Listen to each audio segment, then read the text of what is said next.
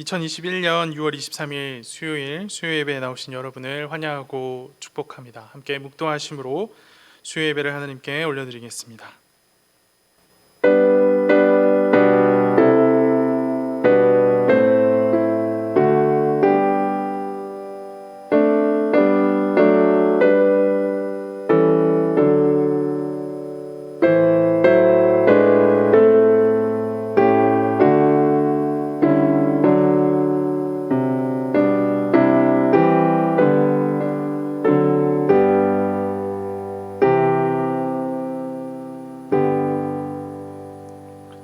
사랑과 자비가 충만하신 하나님 아버지, 죄로 인해 죽을 수밖에 없었던 저희를 구원하여 주시고 주의 자녀 삼으시고 주의 자녀 된 놀라운 은혜로 주님 앞에 나와 예배하는 놀라운 축복을 누리게 하여 주심에 참으로 감사드립니다. 이 시간 주님 만나고 주의 말씀으로 위로받는 귀한 은혜를 누리길 간절히 소망하오니 성령 하나님 우리 가운데 충만하게 임재하여 주시고 이 예배 가운데 위로와 회복이 있는 귀한 은혜가 있도록 인도하여 주시옵소서. 예배의 시종을 주님 손에 맡겨드립니다. 이 모든 말씀 살아계신 예수 그리스도의 이름으로 기도드립니다. 아멘. 함께 찬송가 447장, 새 찬송가 393장, 오 신실하신 주 찬양하겠습니다. 찬송가 447장, 새 찬송가는 393장입니다.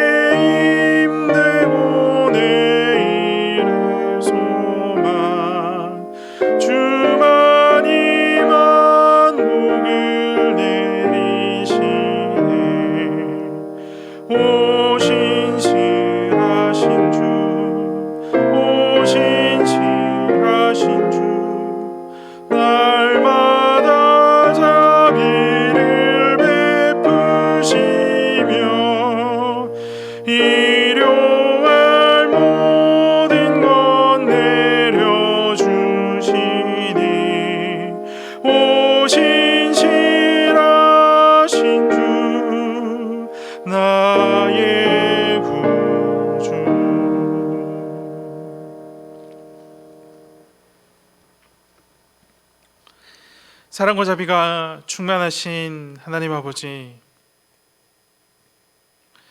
주일 후 3일 저녁 수요 예배 주님 앞에 예배로 나아오기까지 우리를 주의 든든한 손으로 지키시고 보호하여 주시니 참으로 감사드립니다. 이 시간 삶의 분주함과 모든 어려움들을 잠깐 뒤로 하고 주님 앞에 예배로 나아갑니다. 예배할 때에 성령의 충만함을 경험하게 하여 주시고 말씀으로 우리의 삶의 모든 어려움과 아픔들, 깨어짐들이 회복되어지는 귀한 은혜가 있도록 인도하시고 함께하여 주시옵소서. 주님, 예배하러 나오는 우리 모든 성도들의 각 상황을 주님 돌아봐 주시고 주님 이들의 안타까운 삶의 환경들을 긍휼히 여겨 주시옵소서. 우리의 모든 삶이 참 녹록지 않음을 주님 앞에 고백합니다.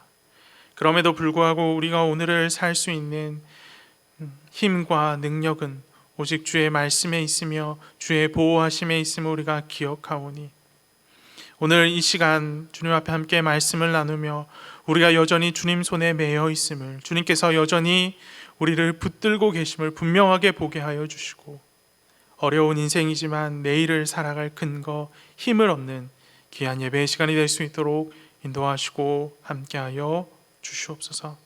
이 시간 예배에 나아오며 주님 앞에 많은 근심과 걱정 가진 자들, 예배 후에 주님 앞에 기도하며 쏟아놓을 때 주의 이들의 기도를 들으시고 응답하여 주시며 가장 좋은 길로 이들의 삶을 함께하여 주시옵소서. 예배를 시작합니다. 예배 가운데, 환경 가운데 악한 마귀가 틈타지 않도록 주님 함께하여 주시고 언제 어디에서 드리는 예배이든 간에 주님 앞에 기쁨으로 감사함으로 오직 주님만 의지함으로 주님께만 집중함으로 드리는 예배 될 수 있도록 인도하시고 함께하여 주시옵소서. 신령과 진정으로 드리는 예배 되기를 간절히 소망하오니 주님 함께하여 주시옵소서. 이 모든 말씀 살아계신 예수 그리스도 이름으로 기도합니다. 아멘.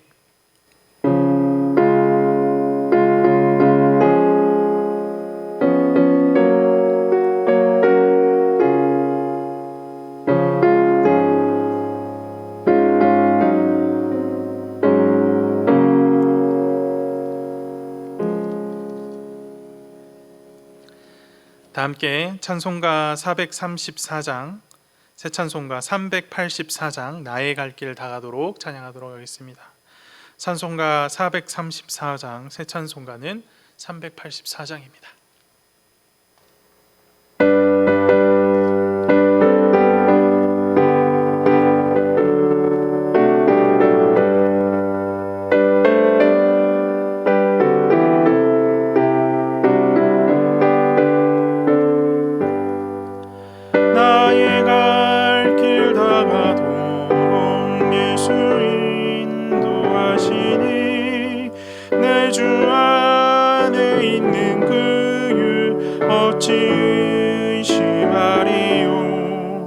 믿음으로 사는 자는 하늘 위로 받겠네. 무슨 일을 만나든지 만사형통하리라.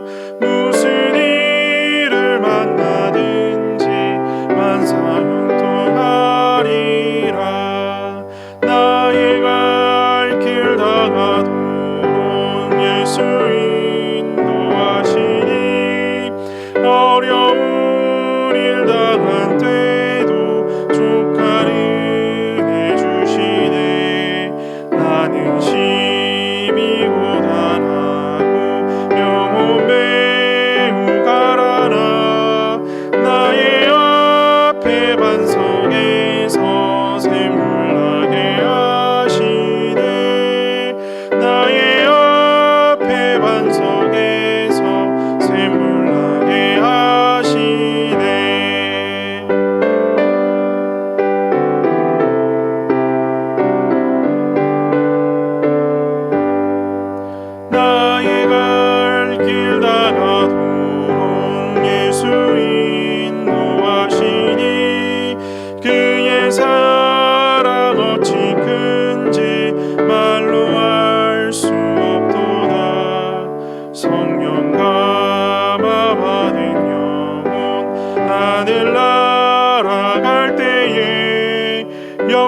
부를 나의 찬송 예수 인도하셨네. 영영 부를 나의 찬송 예수 인도하셨네. 아멘.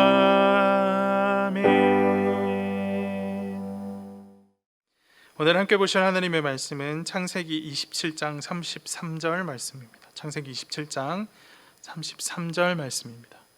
이삭이 심히 크게 떨며 이르되 그러면 사냥한 고기를 내게 가져온 자가 누구냐?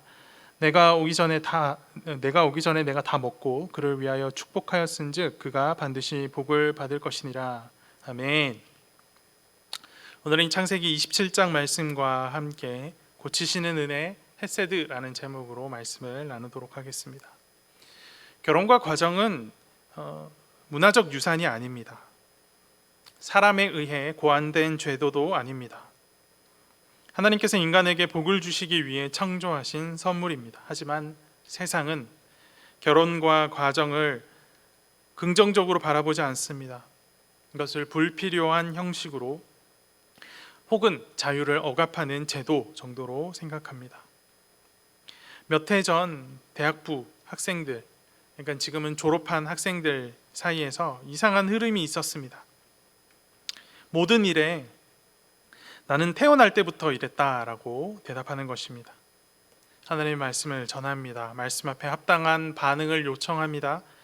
특별히 삶의 변화로 드러나야 하는 부분들이 있어 삶의 변화를 권면합니다. 그때 돌아오는 반응의 상당 부분이 저는 태어날 때부터 이렇게 태어났기 때문에 쉽게 바뀌지 않습니다. 저는 태어날 때 이렇게 태어나서 바뀌기 어렵습니다. 라는 대답이었습니다. 자신을 창조하신 하나님의 말씀인데 창조하신 하나님 앞에서 태어날 때부터의 성향이나 본성을 말하고 있으니 참 다른 말을 하기가 어렵더라고요. 이런 걸 두고 원천봉쇄라고 말하는 것이 아닐까 싶습니다. 또 다른 흐름이 있었습니다. 모든 일에 부모님 때문에 그렇다라고 대답하는 것이었습니다. 하나님의 말씀을 전합니다. 말씀 앞에 합당한 반응을 요청합니다. 특별히 삶의 변화로 드러나야 하는 부분들이 있어 권면합니다. 그때 돌아오는 반응이 제가 성장한 가정이 이러이러한 깨어진 모습을 가졌기 때문에 제가 이렇게 될 수밖에 없습니다. 이제 와서 바꾸기는 참 어렵습니다. 하는 대답입니다. 뭔가 이상하지 않습니까? 언제는 태어날 때부터 그렇게 태어났다라고 그래서 변하기 어렵다라고 말하더니 이제는 나는 원하지 않았지만 부모님 때문에 부모님이 만들어 온 환경 때문에 어그러졌다라고 말합니다. 이때 제가 깨달은 것이 하나 있습니다. 우리 안에 있는 죄성은 하나님이 원하시는 대로 변화되는 것을 극도로 싫어한다는 겁니다. 말의 앞뒤가 안 맞는 논리가 맞지 않는 변명을 대면서도 하나님의 말씀대로 내 삶을 변화하는 것을 굉장히 부담스러워하고 어려워한다라는 것을 제가 깨달았습니다. 이 땅에 많은 사람들이 성숙하지 못한 가정에서 태어나 비뚤어진 가치관을 형성합니다. 그 가치관은 성인이 되어도 쉽게 바뀌지 않습니다. 예수님 만나서 거듭났음에도 불구하고 옛사람은 벗어버리고 새 사람이 되었다라는 하나님의 말씀 앞에 아멘이라고 화답하면서도 여전히 결혼과 가정에 대한 관점과 태도는 쉽게 변하지 않습니다. 그리고 자신이 변하지 못하는 이유가 자신에게 있지 않고 외부에 있다고, 환경에 있다고 말합니다. 정말 그런 것일까요? 우리는 태어날 때부터 어찌할 수 없는 존재로 태어난 것일까요? 깨어진 가정, 깨어진 환경에는 소망이 없는 것일까요? 오늘 말씀과 함께 생각해 보기를 원합니다. 야곱의 가정은 철저하게 깨어진 가정이었습니다. 물론 겉은 멀쩡해 보입니다. 이삭은 하나님의 은혜로 이 땅에 태어난 사람인데 어떻게 그가 이룬 가정이 깨어질 수 있습니까? 라고 물으실 수 있습니다. 대답은 간단합니다. 깨어질 수 있습니다. 얼마든지 깨어질 수 있습니다. 야곱은 하나님의 사람이 이룬 깨어진 가정에서 성장했습니다. 그렇다면 깨어진 가정은 도대체 어떤 가정을 말하는 것일까요? 깨어진 가정의 모습을 이삭이 이룬 가정, 야곱이 성장했던 가정을 통하여서 한번 생각해 보기를 원합니다. 창세기 26장 34절 35절 말씀은 이렇게 기록하고 있습니다. 에서가 40세에 헷 족속 브에리의 딸 유잇과 헷 족속 엘론의 딸 바스맛을 아내로 맞이하였더니 그들이 이삭과 리브가의 마음에 근심이 되었더라. 에서가 40세에 결혼을 했다라고 가르치고 있습니다.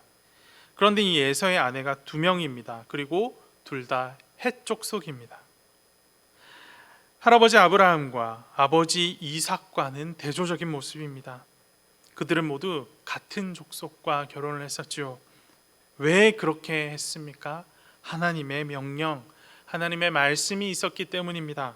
하지만 에서는 다른 족속과 결혼합니다. 왜 그랬을까요?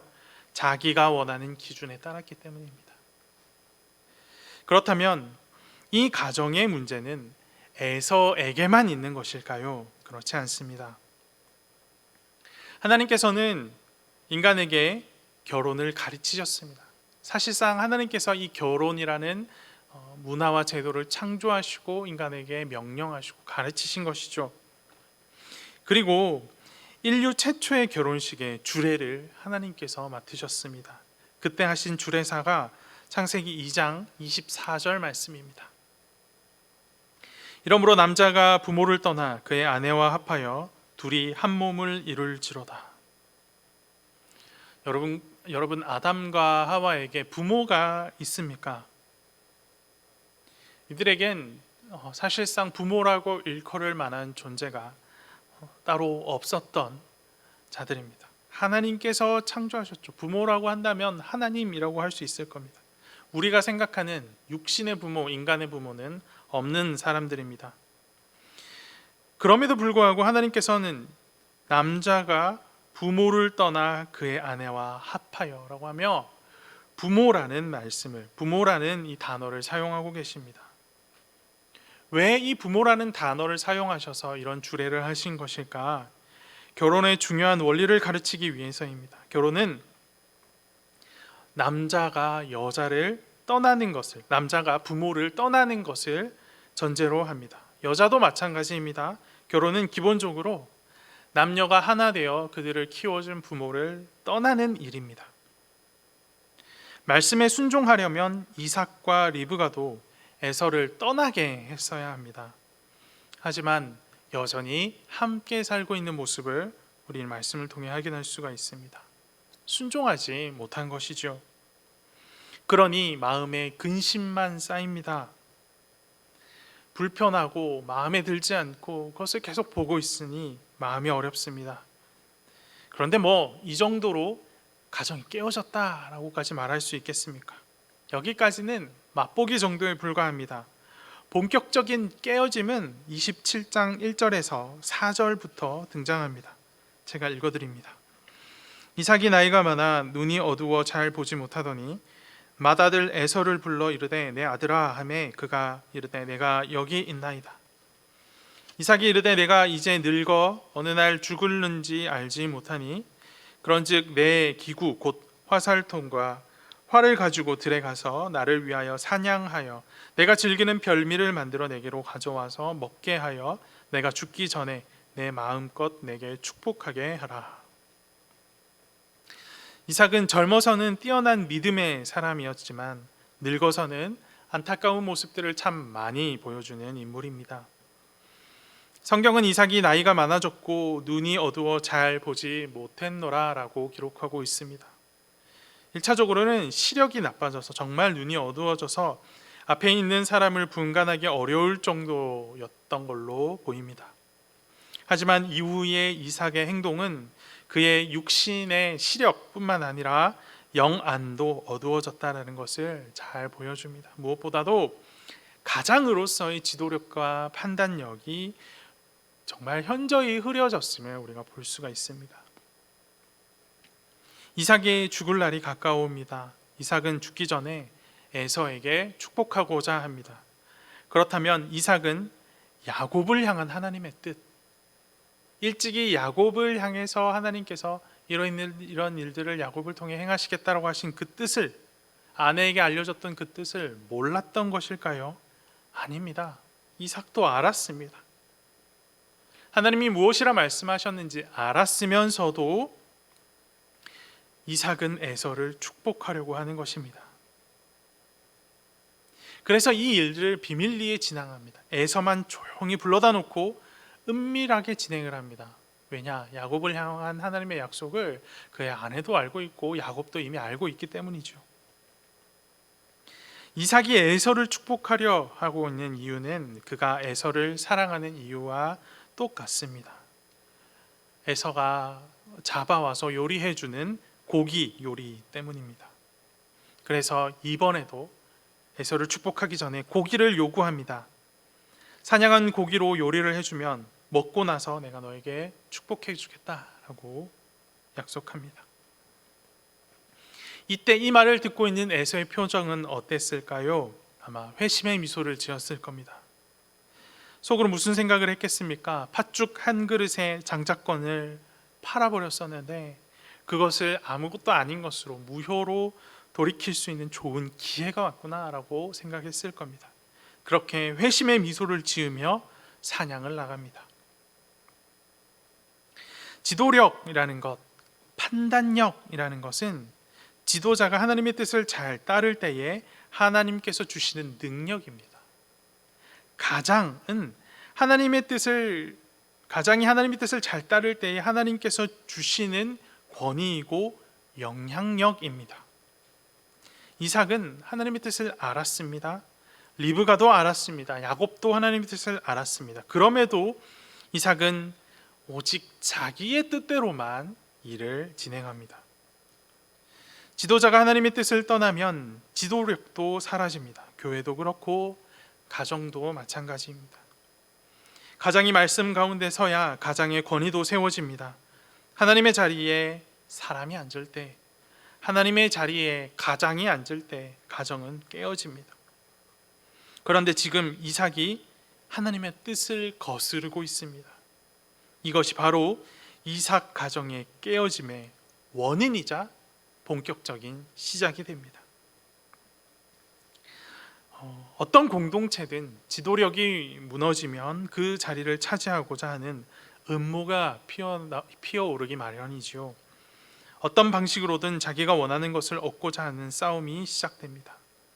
창세기 27장 5절에서 17절을 보면 음모와 술수들이 낭자하는 광경을 보실 수 있습니다.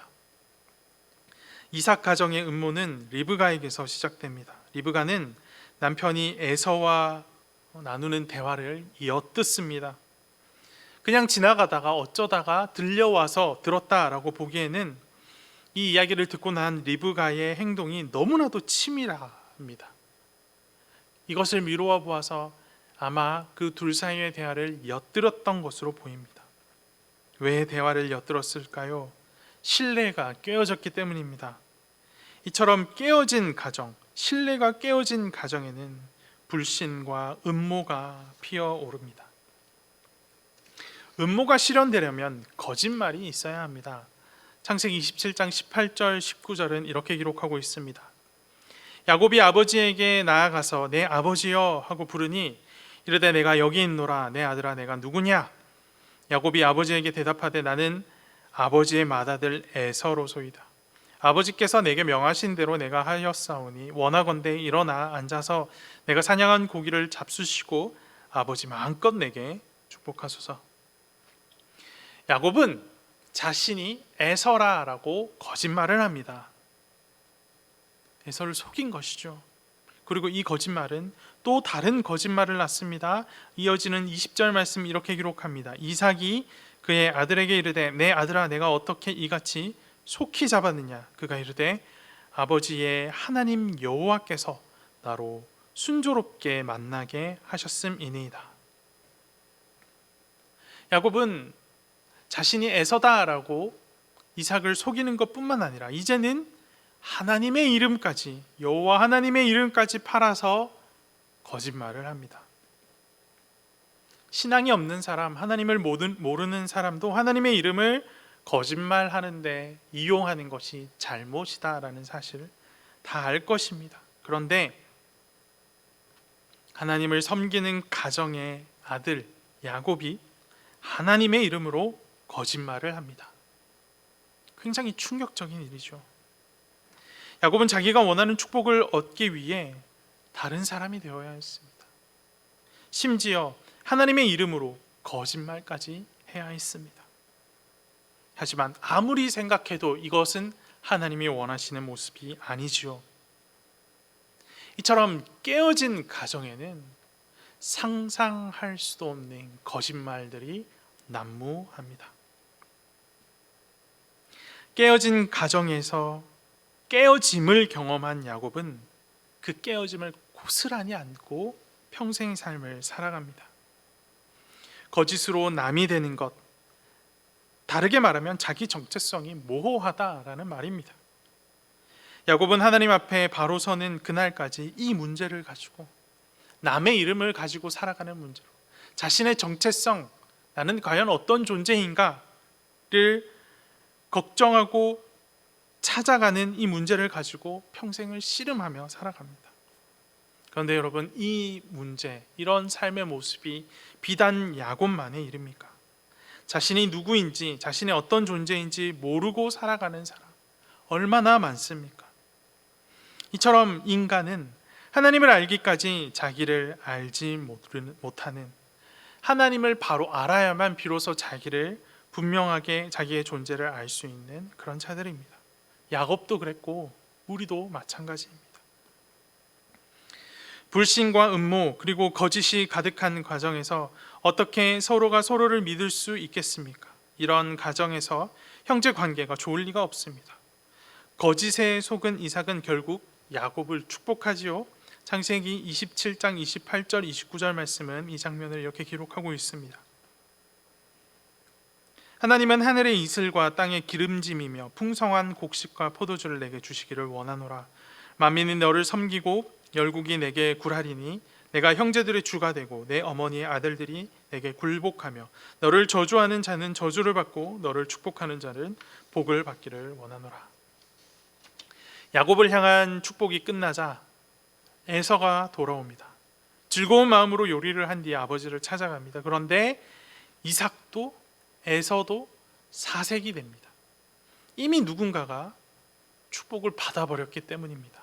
누구입니까? 우리가 좀 전에 읽었던 것처럼 야곱이 축복을 가로채듯 받아가 버렸습니다. 이에 대한 에서의 반응을 보십시오. 34절 말씀, 에서가 그의 아버지의 말을 듣고 소리질러 슬피 울며 아버지에게 이르되 내 아버지여 내게 축복하소서, 내게도 그리하소서. 에서가 소리를 지르고 슬피 울었다라고 말합니다. 말 그대로 대성통곡했다라는 말입니다. 하지만 이삭이 줄 수 있는 축복은 더 이상 남지 않았습니다. 억지로 짜내서 한 축복이 바로 39절 40절 말씀입니다. 그 아버지 이삭이 그에게 대답하여 이르되 내 주소는 땅의 기름짐에서 멀고 내리는 이슬에서 멀 것이며 너는 칼을 믿고 생활하겠고 내 아우를 섬길 것이며 내가 매임을 벗을 때에는 그 멍에를 내 목에서 떨쳐버리리라 하였더라. 여러분, 이게 축복입니까? 저주입니까? 이에 대한 에서의 반응을 보십시오. 41절입니다. 그의 아버지가 야곱에게 축복한 그 축복으로 말미암아 에서가 야곱을 미워하며 심중에 이르기를 아버지를 곡할 때가 가까웠은즉 내가 내 아우 야곱을 죽이리라 하였더니, 이 일로 말미암아 에서의 마음속에는 증오가 자리 잡습니다. 그리고 이 증오는 살인을 결단하게 합니다. 속고 속이는 깨어진 가정, 이제는 이 깨어짐의 결말이 형제의 살인극으로 마무리될 위기에 처했습니다. 상황은 심각해져만 가는데 누구 하나 미안해한다거나 누구 하나 하나님 앞에 회개의 의지를 드러내는 사람은 없습니다. 이 가정에 남은 것은 오직 미움과 증오입니다. 이처럼 깨어진 가정에는 증오가 가득합니다. 이때 리브가가 다시 등장을 합니다. 빠르게 상황을 파악한 후에 다시금 음모를 펼칩니다. 야곱을 하란으로 피신시키는 음모입니다. 야곱을 살리기 위함이죠. 그리고 그 음모를 성취하기 위해서 또 거짓을 말합니다.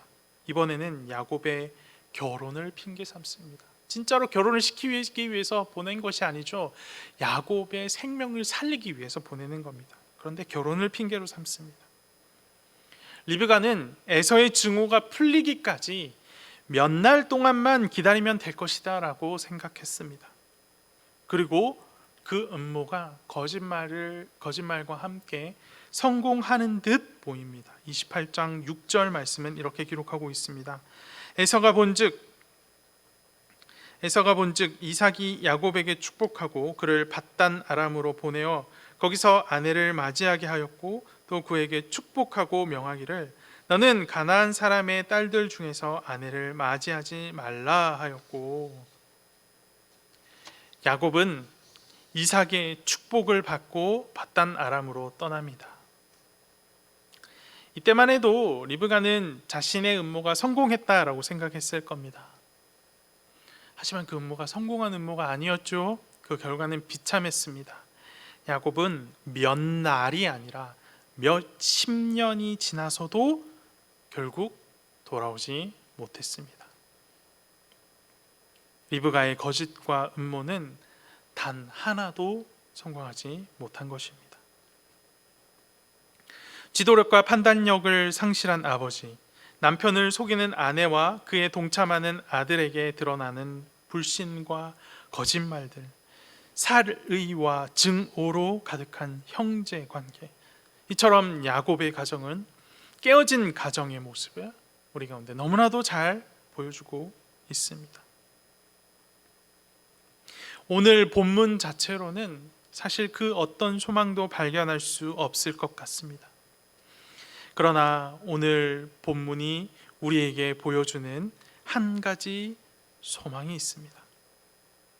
이삭이 이 모든 과정을 통하여서 하나님의 주권을 깨닫게 되었다라는 사실입니다. 27장 33절 말씀, 오늘 우리가 본문으로 읽은 이 한 절 말씀 다시 한번 읽도록 하겠습니다. 이삭이 심히 크게 떨며 이르되 그러면 사냥한 고기를 내게 가져온 자가 누구냐? 내가 오기 전에 내가 다 먹고 그를 위하여 축복하였은즉 그가 반드시 복을 받을 것이니라.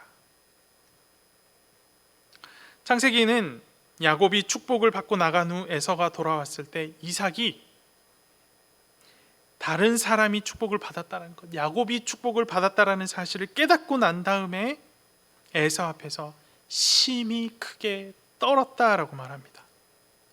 심히 크게 떨었다. 두려움의 표현이죠. 무엇이 그렇게 두려웠을까요? 이삭은 하나님의 뜻을 알매도 불구하고 자기의 뜻을 성취해 보려고 은밀하게 일을 꾸며왔었습니다. 자신이 일을 틀어버리면 하나님도 어찌할 수 없을 것이라 라고 생각을 했었습니다.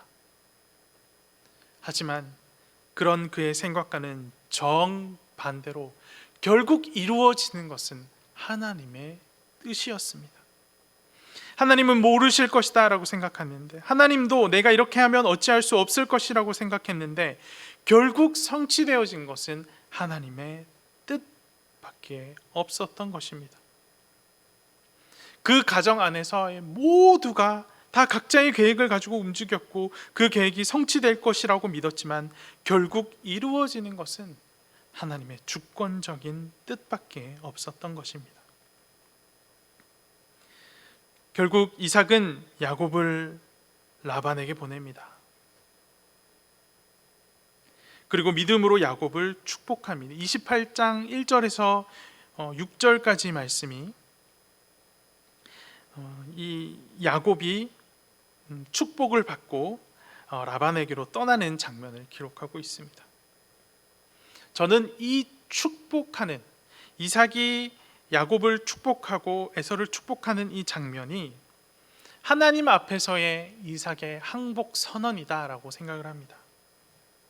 소름 돋을 만큼 철저하게 성취되어지는 하나님의 주권에 대한 이삭의 항복입니다. 이삭은 아브라함에게 나타나셨던 전능하신 하나님의 이름으로 야곱을 축복합니다. 하나님께서 아브라함에게 허락하신 복을 야곱과 야곱의 자손에게 주시도록 구합니다. 히브리서 11장은 믿음의 영웅들에 대해서 기록하고 있는 장이죠. 여기에 이삭에 대해서도 기록되어져 있습니다. 히브리서 11장이 이삭에 대해서 무엇이라고 말하는지 히브리서 11장 20절 말씀을 한번 살펴보기를 원합니다. 이렇게 기록하고 있습니다. 믿음으로 이삭은 장차 오는 일에 대하여 야곱과 에서에게 축복하였으며. 이삭이 칭찬받은 일, 야곱과 에서에게 축복한 일을 이삭이 칭찬을 받습니다. 자기의 뜻과 생각을 다 내려놓게 된 순간입니다. 내가 아무리 겉모술수를 부려봤자, 내 뜻대로 내가 원하는 것을 이루려고 노력해봤자 결국 하나님의 뜻만이 이루어지는구나. 내가 하나님의 뜻을 어떻게 할 수 없구나. 하나님의 뜻을 따르는 것만이 내가 할 수 있는 길이구나 라는 것을 인정하고 결국 자기 스스로 야곱을 축복하게 한 일, 하나님께 항복을 선언하고 하나님의 말씀에 따라 믿음으로 살겠노라고 결단한 그 일을 히브리서가 인정하고 있더라는 겁니다. 칭찬하고 있더라는 겁니다. 이처럼 이삭은 하나님께 항복을 선언하고 믿음으로 살겠다라고 결단했습니다. 그래서 먼 길을 떠나는 야곱을 축복할 수 있었습니다. 여기에 우리의 소망이 있습니다. 우리 인생 가운데서 하나님의 주권을 뼈저리게 깨닫는 순간이 오기만 한다면,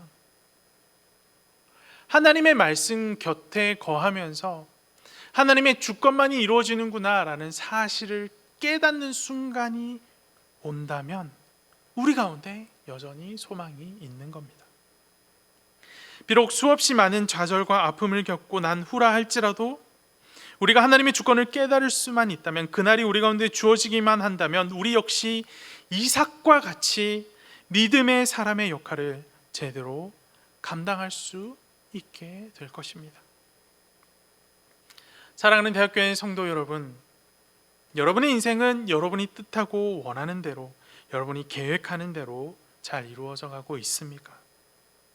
아니면 여러분의 인생에서 여러분이 원했던 것, 여러분의 계획과 뜻은 도무지 제대로 이루어지는 것 단 하나도 없는 그런 인생을 혹시 살고 계십니까? 전자, 내 삶이 하나님 안에서 형통함을 누리는 것도 은혜이지만 내 인생이 내 뜻대로 되지 않는 것 또한 하나님의 은혜임을 잊지 마셔야 합니다. 어쩌면 우리의 뜻이 이루어지지 않고 우리의 계획이 성취되지 않고 우리의 좋지 않는 계획과 음모가 이루어지지 않은 것이 오히려 은혜일 수도 있겠습니다. 그렇게 내 뜻이 이루어지지 않는 것, 하나님을 떠나고 내 뜻만 이루려고 했던 그 모든 계획들이 이루어지지 않는 것이 오히려 하나님의 헤세드가 우리 가운데 여전히 비춰지고 있다라는 증거이지 않겠습니까? 제가 설교 중에 이 헤세드에 대해서 참 많이 말씀을 드렸습니다. 헤세드란 언약에 근거한, 하나님의 백성과의 약속에 근거한 하나님의 신실한 사랑을 의미합니다. 오늘 이삭과 에서의 은밀한 약속이 이루어지지 않은 것은 이 하나님의 사람의 깨어진 가정을 향한 하나님의 헤세드, 언약에 근거한 하나님의 신실한 사랑이 여전히 그들을 붙들고 있고 여전히 그들에게 비춰지고 있다는 증거입니다. 만일 이 가정을 향한 하나님의 헤세드가 그쳤다면 이삭과 에서의 계획과 은밀한 약속이 성취되었을 겁니다. 그러나 그들의 꿈이 이루어지지 않은 것은 전적인 하나님의 은혜요, 하나님의 헤세드의 증거인 것입니다. 하나님의 헤세드가 이삭의 깨어진 가정을 추적하여 쫓아왔다면 여전히 우리에게도 소망이 있습니다. 하나님은 이런 깨어짐을 통해 때로는 이삭 같고 때로는 리브가 같으며 혹은 야곱 같은 우리들을 고치시는 은혜를 베풀고 계시는 것입니다. 내 인생에는 감사할 만한 일이 없다라고 생각하지 마시고 오히려 하나님께서 여러분에게 주신 모든 깨어짐 속에서 그분의 헤세드로 여전히 우리를 추적하고 계신다라는 사실을 인정하고 그것 앞에 감사할 수 있는 대학교의 성도들이 되기를 소망합니다. 여러분의 뜻과 여러분의 계획이 이루어지지 못하였기 때문에 낙심할 것이 아니라 그것은 오히려 나를 향하신 살아계신 하나님의 은혜임을 깨닫고 감사하는 우리 모두가 되었으면 좋겠습니다. 깨어짐조차, 우리의 상처와 아픔조차 은혜로 바꾸시는 주님의 이름을 찬양합니다. 함께 기도합시다. 살아계셔서 역사하시는 하나님 아버지, 감사합니다. 우리가 살아가는 이 땅, 그리고 우리 가운데 주어진 우리가 이루고 있는 많은 공동체들, 그 중에 가장 소중하고 가장 가까운 곳에 있는 우리의 가정, 이 모든 가정에서부터 사회 전반에 이르기까지 우리가 이루고 있는 모든 공동체들 가운데 수많은 깨어짐이 있음을 돌아봅니다. 이 깨어짐 가운데 수많은 은밀한 계획들과 권모와 술수들이 넘쳐나고 있음을 돌아봅니다. 그 어느 것 하나 하나님의 뜻을 쫓거나 뜻을 주목하는 것은 없고 모든 것이 다 나의 계획과 나의 뜻만을 실현하고자 하는 그런 은밀함임을, 그런 권모와 술수임을 돌아봅니다. 온통 깨어져 버린 이 사회 가운데 우리가 의지할 수 있는 것은 오직 우리를 끝까지 붙들고 사랑하여 주시는 그 신실한 약속을 잊지 않으시고 끝까지 실행하시는 하나님의 헤세드의 사랑밖에 없음을 기억합니다. 이 시간 우리의 뜻이 이루어지지 않는 것, 우리의 권모와 술수가, 우리의 지혜가 성취되지 않는 것, 그것에 아파하고 힘들어하고 있는 영혼들이 있다면 그렇게 되는 이유가 어디에 있는지 주의 말씀과 함께 우리의 삶을 면밀하게 비추어 돌아보게 하여 주시고, 결국 그 모든 것이 이루어지지 않는 것이 우리를 향한 하나님의 뜻임을 깨닫고 다시 한번 주님 앞에 돌이켜 주님의 뜻은 어디에 있는지, 주님의 뜻이 이루어지기만을 간절히 원하는 우리 모두가 되어줄 수 있도록 인도하여 주시옵소서.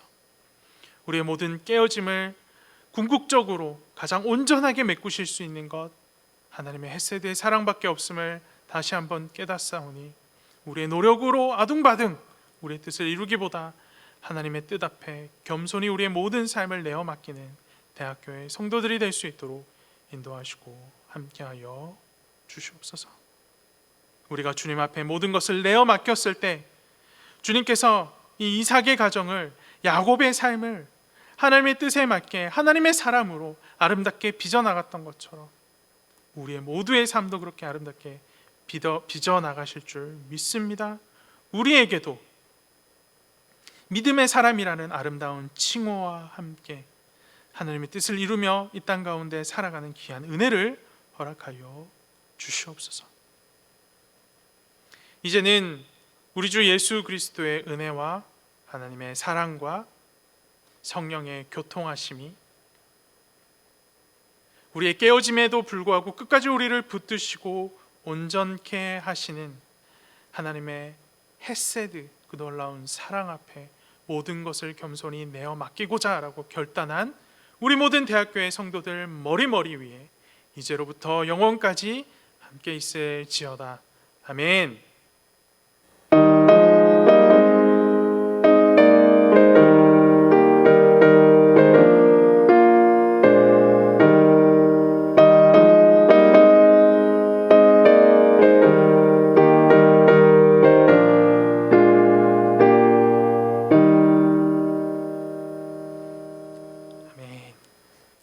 모든 예배를 마쳤습니다.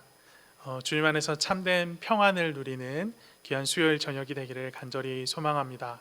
내일도 아침 기도회, 그리고 주중에 계속 이어지는 각 부서별 모임과 예배들, 그리고 주일날 영상 예배 계속해서 이어지고 있습니다.